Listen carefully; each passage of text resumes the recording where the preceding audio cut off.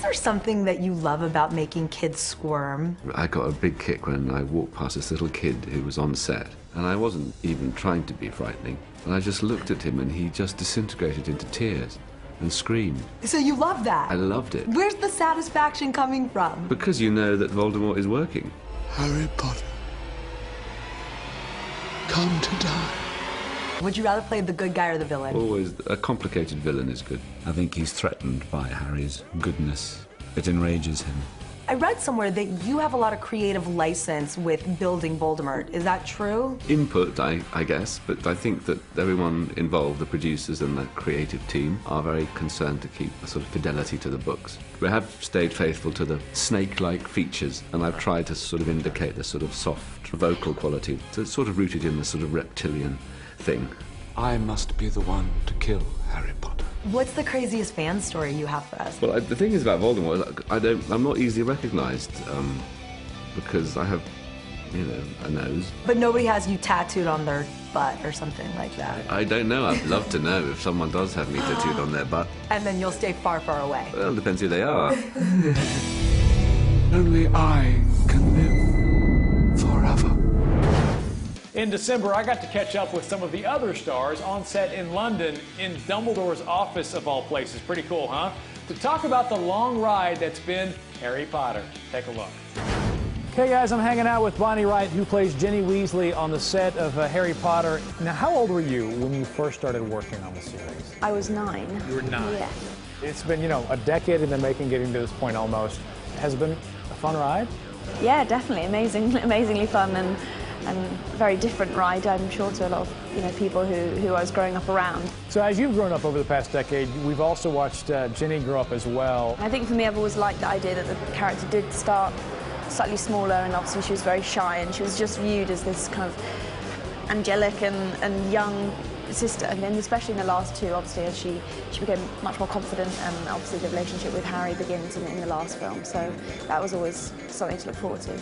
So now we're on set with Helena Bonham Carter, and I have to admit, I'm a little bit scared of you right now.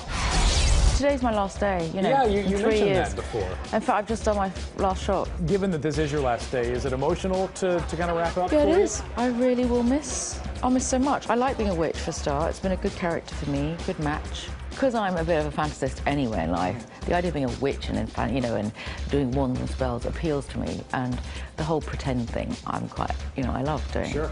When you look at the young actors that have been a part of this movie, some of them, got on this thing when they were 9 years old, and this has kind of been their childhood. I did too, yeah. Yeah, you were 9. Yeah, definitely, yeah. It's kind of amazing, because there'll be so many people who'd be so bored of, they've had the same character to play for 10 years, but they're so good at it.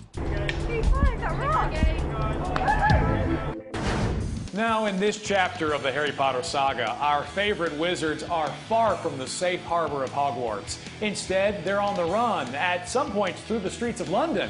Adriana Costa got an up-close look at where Daniel, Emma, and Rupert shot these scenes. Hey guys, if you're a huge Harry Potter fan and you're in the London area, well, you've got to check out the Harry Potter tour.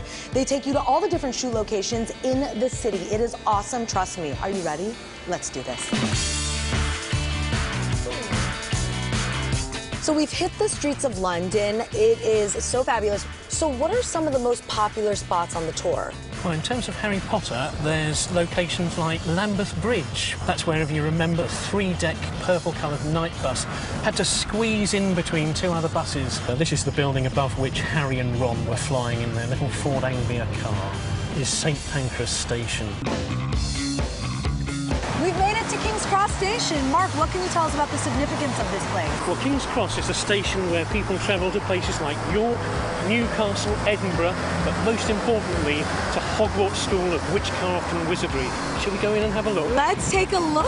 I'm excited. Well, look at what we have here, Mark. It's 9 3/4. The trolley is so central to that very first film. And it's a very, very major high point of anybody's visit to London on a Harry Potter tour. So we all know what's behind here. Oh, yeah, well, can you not see it? Can you not see the red steam engine going to Hogwarts? Now I can. This is a really cool location. Where are we? Well, we're here at Leadenhall Market in the City of London. This is the location where Hagrid the Giant was leading Harry during the time he was getting all his equipment before going to Hogwarts. I remember that in the first movie. That's the one. All right, and there is the famous blue door. A lot bigger than I expected. That's the one, the entrance to the Leaky Cauldron. Okay, well, Mark, I have to tell you, thank you for bringing us here. Thank you for showing us around. We had such a great time. It's been an absolute pleasure.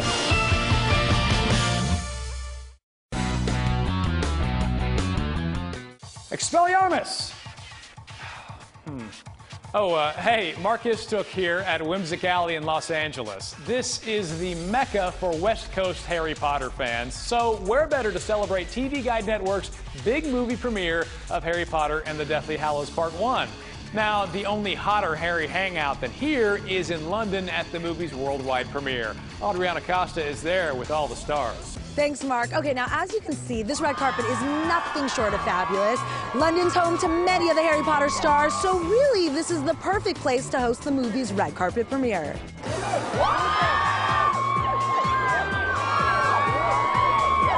Emma Watson, the absolutely stunning.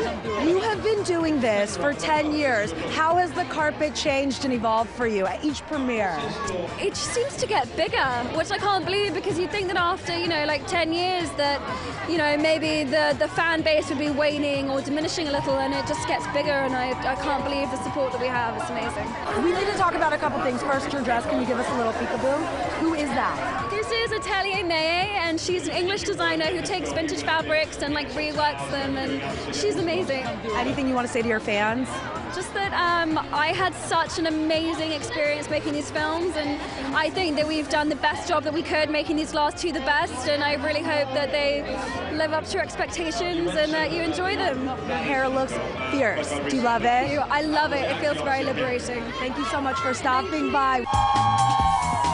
Hello, James and Oliver Phelps. Is it like a family vibe on set, or do you kind of all go your own ways? No, it genuinely is. We are all great friends. It's like when you're at school, so you make really strong bonds there, and it's like that now. Like, we see each other walking the red carpet, and it's kind of, having fun. We're going to play a little game called Most Likely. Who's most likely to pull a prank on set? Probably yes. Yeah, I'd say. Who's most likely to flub a line?